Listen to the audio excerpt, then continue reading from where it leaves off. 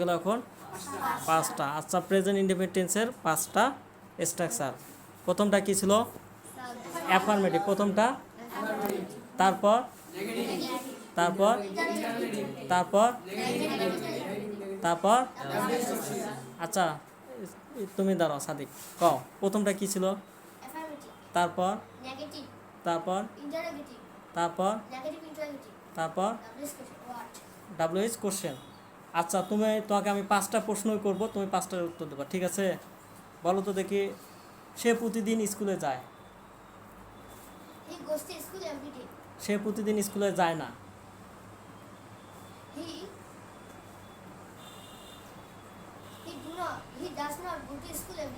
সে কি প্রতিদিন স্কুলে যায়?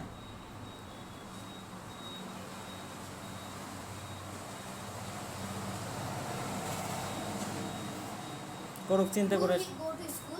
Does he school everyday. সে কি প্রতিদিন স্কুলে যায় না?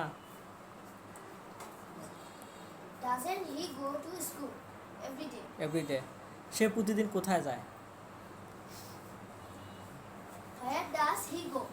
Where does he go? কি ক্লাস 3-তে পড়ে, সে পাঁচটা স্ট্রাকচার কি পারছে? ভালোভাবে পারছে না খারাপভাবে পারছে বলো দেখি? অনেক সুন্দরভাবে পারছে, তাই না? ক্লাস 3-তে পড়ে প্রেজেন্ট ইনডেফিনিট টেন্স পাওয়া এটা কি মানে সহজ? অবশ্যই এটা ওর জন্য অনেক ভালো, তাই না? আচ্ছা, আমি তোমাদেরকে এখন ধরবো, সেটা হচ্ছে মানে ওইভাবে পাঁচটাই না, যাকে যে স্ট্রাকচারে ধরবো সেই স্ট্রাকচার বলবো, ঠিক আছে? আহসান, তারা কখন ফুটবল খেলে? When do they play football? তুমি কি ইংরেজি পড়ো না? Don't you learn English? Don't you study English? হ্যাঁ, don't you study, don't you read English. সে কি মাছ পছন্দ করে? Does he like fish? Does he like fish?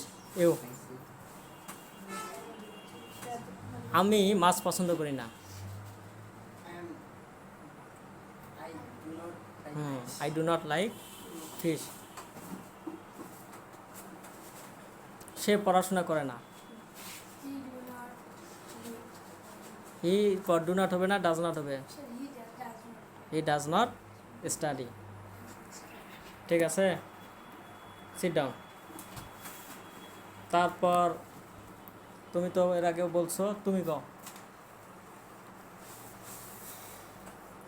সে কি পছন্দ করে? What does she like? What does she